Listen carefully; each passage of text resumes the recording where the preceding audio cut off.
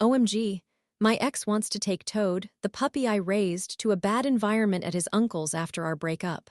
What do I do? This may be a lengthy post since my situation is quite intricate. I will highlight the key points in bold for those who prefer not to read the full narrative. Summary at the bottom, but I recommend reading the entire post for a clearer understanding of the circumstances. Backstory starts. I will begin at the beginning when my first ex-boyfriend, referred to as Adam, 50 years old, and I, 37 years old, adopted a dog together. The circumstances surrounding this decision were quite fascinating. He had offered me a place to stay as I was trying to escape homelessness, and after some time, we became a couple. We were in a relationship for 3 to 4 years. Early in this partnership, we chose to adopt a dog. It was autumn, and we thought we would wait until after the holidays to visit the shelter and find one. One day, I took a nap, and when I awoke, I wrote down my dream, a habit I had at the time, and soon realized Adam must have left. In my dream, I was walking a small tan dog, which I perceived as male. We were outside our apartment building when the dog stopped to relieve himself. I remember wondering in the dream, "That's odd, why is he squatting?" It was a brief dream that I dismissed. However, later that day, when Adam returned and opened the door, a tall, adorable, friendly tan-colored deer-head chihuahua with one floppy ear bounded into the living room where I was sitting and promptly came over to me. I took him for a walk and struggled to come up with a name for him. I wanted something that represented the fact that I had dreamt of him shortly before meeting him or even before knowing I would acquire a dog that day. I considered naming him Nuke, playing on the idea of falling out, as in nuclear fallout, for those who might need clarification. I tried calling him Nuke, but I kept accidentally saying Duke, so Duke became his name. From that moment on, the bond between that dog and me was formed. Both of us are considered his parents, and he adores us both. I was fortunate that Adam, despite the toxic aspects of our relationship, concurred that Duke is my dog and that I would be the one to keep him. Adam was quite upset about this and subsequently adopted another dog after Duke and I moved out. We continued to maintain a friendship, and I would bring Duke over weekly to visit and play with Bishop, the new puppy, a Chiweenie. This arrangement worked well for us. We still have playdates for the dogs and see each other quite often. Even when either of us entered new relationships, Adam remained family, and we handle our situation accordingly. We have since thrived better as friends. Eventually, Adam took in a female Chihuahua at the request of his stepdaughter, who needed to find her a home due to her husband's poor treatment of her. Naturally, Adam agreed. The bond between her and Bishop is incredibly sweet. It's almost like they are married. Bishop has been neutered. Fast forward a few years, and Adam has decided he wants to breed his female, Zoe, with one of his friend's Chihuahuas. He did not fully consider the repercussions. He is impulsive and simply yearned for some puppies. I became aware of this after casually texting him to ask how the pups, Bishop and Zoe, were doing, and he mentioned that Zoe was expecting. Immediately, I began researching how to care for a pregnant dog and what to expect when caring for the puppies, as I had a feeling I would assist. I was given the first choice from the litter and expressed my desire for a male. At that time, I was involved with someone else, whom we will refer to as Zach, 38 years old. We had been together for approximately 6 years, having lived together for a portion of that time, and he had recently begun to stabilize following a severe mental health episode. For about 2 years, he was not stable or easy to be around. He managed his basic needs, but mentally, he was elsewhere, and it showed. He has calmed down thanks to medication, but he remains somewhat of a shell of his former self, with brief moments of near normalcy. He doesn't speak much. He can communicate and drive himself around, but he is unable to work and receives disability benefits, which provide him with some income. A considerable amount of time later, amidst a lot of backlash from Adam's apartment management, I received a wake-up call from Adam asking if I could take all 6 puppies and Zoe, since his apartment manager insisted he find a way to remove them due to their unauthorized presence. Half an hour later, I found myself with 6 tiny 2-week-old Chihuahua puppies and no prepared space for them. Zach assisted me as much as he could when I assigned him specific tasks in raising the puppies, alongside my dog Duke and Zoe while she was nursing her puppies. During the hectic phase of taking care of the puppies, we agreed that since I had Duke, The puppy would be designated for Zach, to serve as a companion animal to help with his condition. This idea originally came from Adam, and I mentioned it to Zach, who also supported the plan. It is important to note that while we both contributed to raising the puppies, I was essentially in charge and managed the situation. If I needed assistance, I would ask, but I conducted all the research, determined when to visit the vet for vaccinations, addressed any sickness, completed daily laundry, trimmed their nails, all 120 tiny toenails, monitored their weight each day, essentially everything. Adam and Zach acted as my helpers, which proved to be invaluable. Of the 6 puppies, 2 were male. Adam had a contact who wanted a male for breeding arrangements. One male was quite large. I referred to him as Big Mike, while the other was the runt of the litter, weighing merely 3 ounces at birth. This was the one Zach selected, known as Toad. I felt heartbroken when Big Mike was adopted. He was the first to leave, and I cried. I had formed attachments to all the puppies, but losing him was particularly tough. Until now, end of backstory. Toad is nearing 3 years old, and Zach and I's relationship has ended. I admit I had been staying with him primarily because of Toad for over the past 2 years. I genuinely adore Toad. He is such a wonderfully sweet dog and very good-natured. The only trick he performs is a handshake, and he is always eager to participate because he loves food. He will eat anything that fits in his mouth. If you are in the kitchen, he sits nearby with one paw raised, waiting, ready to bargain for a treat. He has a way of capturing your heart with his sweetness and charm. At 18 pounds, you would never guess he was just 3 ounces at birth. The veterinarian suggested that for his size, 16 pounds would be ideal, but he is just built robustly. He also adores the snow. How many Chihuahuas do you know that enjoy the snow? He follows me constantly and won't get in bed until I do, not even with his dad. He prefers to lay beside me while I work until I go to bed instead of joining his dad. He loves his dad, and his dad loves him, but the point is that he is undeniably more bonded to me. However, we had initially intended for Toad to become Zach's companion animal. He is capable of caring for him, but not as effectively as I do, and he does not show the same attentiveness. He tends to overlook minor concerns. For example, one day I noticed that Toad was opening his mouth strangely, as if he wanted to yawn but was unable to fully open his mouth for some reason. After observing him for about 20 minutes, I concluded that he might have bitten his tongue or lip, could have something stuck in his gums or lip, or perhaps chipped a tooth. Zach just shrugged it off, saying, "He's fine." I sensed something was off. The following morning, Toad remained in the same position as when we went to sleep, which was unusual as he typically rises with the first person awake in the house for breakfast. I got up, intending to take the dogs out to potty, but Toad was reluctant to rise. Eventually, he did with some encouragement, and I noticed he had drooled on the bed. This was what ultimately prompted me to call the veterinarian. It was a holiday, but we have a mobile veterinarian in town who operates nearly every day. He included us in his schedule later that afternoon. But anyway, I digress. He had a laceration on his gums. Zach would not have noticed Toad's abnormal behavior. I also made the decision to implement a diet for him. Zach ensures Toad has his nails trimmed regularly, remains clean, has clear eyes, eats high-quality food, has a warm bed, is safe, and receives vaccinations on time while being taken out to potty frequently. Toad must be cautious with exercise because our veterinarian recently discovered he has a stage 1 heart murmur. Zach has never been capable of having serious discussions. He shies away from confronting issues between us, which is the reason for our breakup, and dismisses them entirely. Essentially, he is unable to be reasonable during heated moments. The day I have been dreading has arrived. He will come to pick Toad up to take him since Toad is technically his dog and companion. He needs Toad, and he has reassured me that he is fully committed to caring for him, even specifying how he will do this. He has had dogs before, and I do not question his capability to look after Toad. The issue is that he will not stay here until he secures an apartment for himself. He refuses to compromise with me and insists on living with his uncle until his housing is ready. I explicitly informed him that I did not want Toad staying at his uncle's house due to its unsuitable environment. Just trust me on this. I won't elaborate further here. He insists he will take Toad.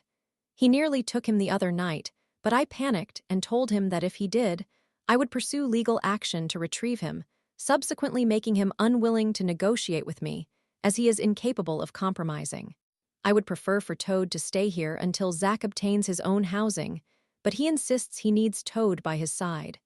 At this point, I have given tentative approval for him to take Toad. However, I remain uncomfortable with the idea of him being at his uncle's house. I know Zack will provide proper care for Toad, but he will need to sleep at some point, and he is currently on the couch. What happens to Toad while Zack is asleep? Part of me questions whether I am unjustly fixating on this issue because I am heartbroken about losing Toad. The ideal compromise would be for me to keep Toad here, at the only home he has known, where he has Duke, who he adores, and who taught him how to be a dog. A spacious, fenced yard to play in, access to around 12 comfortable beds, 180 toys, me and his grandpa, until Zack secures his own place, something he claims he is already on a waiting list for, and which should only take a couple of weeks to a month. Meanwhile, Zack could visit whenever he wishes. He still has a key and could stay here if he so chooses, and once he gets his own place, he can take Toad. He is completely unwilling to entertain any of this. He insists on taking Toad now and will not yield. I am not trying to harm him, I am providing him with ample options. However, when he has made his decision, he becomes unyielding and will not listen to reason. If I attempt to clarify any of this, he will not hear me out. He will merely talk over me and repeat the same arguments. My father believes I should let him take Toad, but this is mainly because he is unaware of the realities of living at his uncle's, so I find myself without support. It is just me versus Zack. I still want to stand my ground but am at a loss for how to proceed. The only thing that might get through to him is if I threaten legal action, but doing so would mean he wouldn't get Toad at all. I wish for a peaceful resolution, as does he, but only on his terms. What would you advise? Help? Toad is entirely registered in my name. Summary: I adopted my dog Duke with my ex, Adam, who agreed that Duke is my responsibility. Years later, Adam bred his female Chihuahua, and I ended up raising the puppies. My then-boyfriend, Zack, and I decided to keep a male puppy, Toad, as a companion for him. Although Zack assisted, I was the main caregiver. Now that we have broken up, Zack wants to take Toad, but he insists on moving him to his uncle's house, which I perceive as an unsafe environment. I would prefer Toad to stay with me until Zack secures his own housing, but he refuses. Am I being unreasonable, or is there a better compromise? Thank you. Story 2. I had to Uber to the airport at 4 a.m. while my sister, sharing my flight, made no effort to give me a ride. Seriously? WTF. Hello everyone. I am a 30-year-old female, and I have been quite disturbed by some of my older sisters, 36 years old, behaviors. I am trying to determine whether I am overreacting or if she genuinely is as inconsiderate as I suspect. I have numerous examples, but I will attempt to keep this focused. 3 weeks ago, this sister, whom I will refer to as Erica, visited us along with her husband, Josh, and their 9-month-old baby. They reside in another state and have indicated that they will never come to our hometown, where my parents and I still live. Erica only visits her husband's parents' area and the home of my eldest sister, Haley. While I understand that being a new parent comes with its own challenges, especially since I do not have children yet, I feel that they use their baby as an excuse to minimize the effort required to connect with the rest of us. When Erica and Josh are nearby, they are quite firm about adhering to their schedule, yet they express frustration when we also have other commitments, implying that we should set everything aside to accommodate their visit. Nevertheless, during our time together, they show little effort in engaging in discussions. When I inquire about their lives, I receive curt 1- or 2-word responses, and they rarely ask about my life. As a result, it often feels like wasted time spent merely cooing at a baby one that they refuse to let anyone else hold. While I understand they can choose who interacts with their baby, it is disheartening that every time my mother, the grandmother, requests to hold her, they respond with annoyance and frequently decline. I have stopped asking because it is disheartening to hear no each time, especially when I am genuinely trying to assist during instances when they are occupied, such as during meals or while getting ready. They often complain about not having free hands, yet they still refuse. My sister expressed irritation that I never request to hold my niece, and I explained that I find it disheartening to be continually turned down. She mentioned that she won't ask for help because she doesn't want to impose, but that feels nonsensical since we have all offered assistance when it appears they might need it, to which she always replies with, "No." I have also noticed additional issues, such as Erica and Josh being quite upset about Josh's parents arriving late to a joint birthday celebration. They made comments about not wanting to wait to eat because it was so discourteous to be late. While it is true they were significantly delayed, the other family actually canceled, and the rest of us were at the Airbnb where the party was held. The moment Josh's parents arrived, Erica and Josh retreated to the back room with the baby, leaving the extended family to welcome them. When they finally returned, it felt as if they deliberately turned their bodies away from Josh's parents to avoid allowing them to see their own grandchild.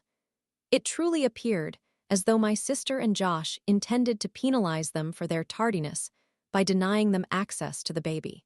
Once again, while I recognize it is their child, and they possess the authority to decide who engages with and holds their baby, when it involves excited grandparents who only see the baby perhaps twice a year, it strikes me as exceedingly selfish.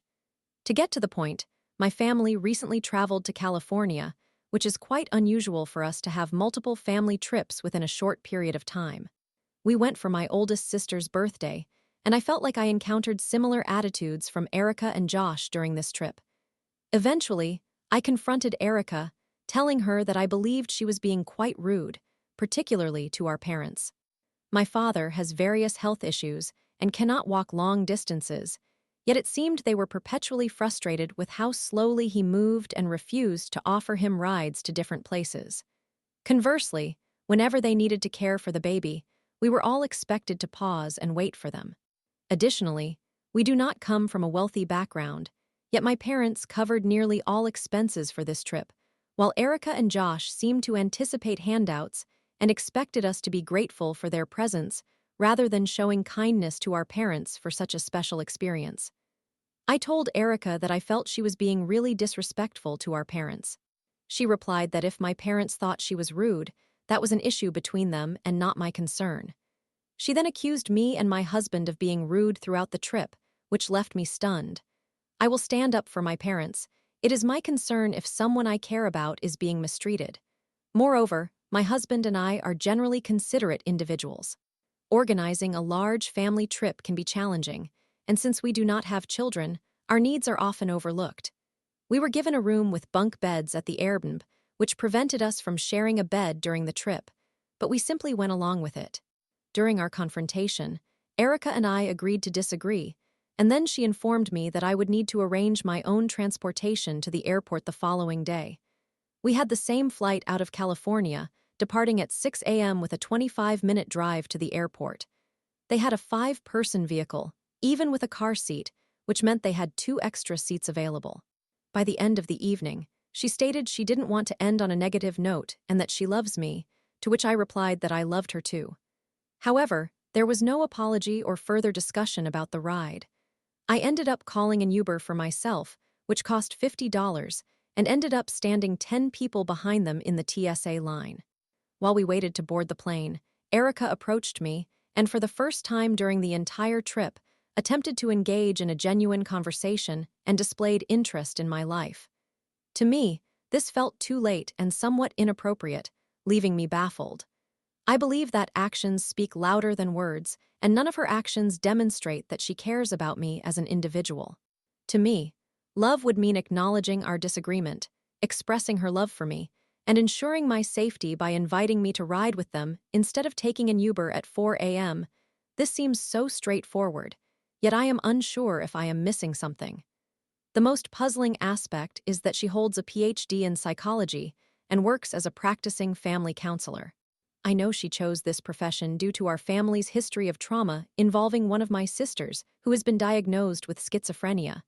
I admire her in that aspect, but I am beginning to feel she has not done the necessary work on herself. She uses complex terms, claiming I am perpetuating a self-fulfilling prophecy whenever I express feelings of neglect and lack of consideration. Additionally, she has emphasized that she is not acting emotionally dysregulated, even though no one called her that, We were merely stating it seemed silly for her to be upset that my cousin was reaching out to her regarding his new job. Personally, I am a yoga instructor and artist without a doctorate or a bachelor's degree, but I have actively sought personal growth both mentally and emotionally.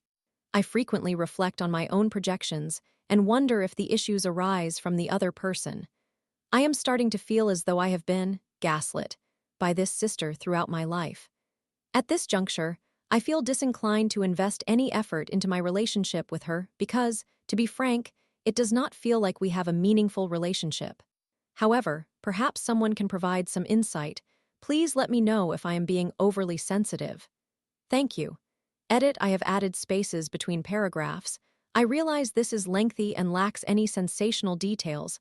I am merely seeking understanding.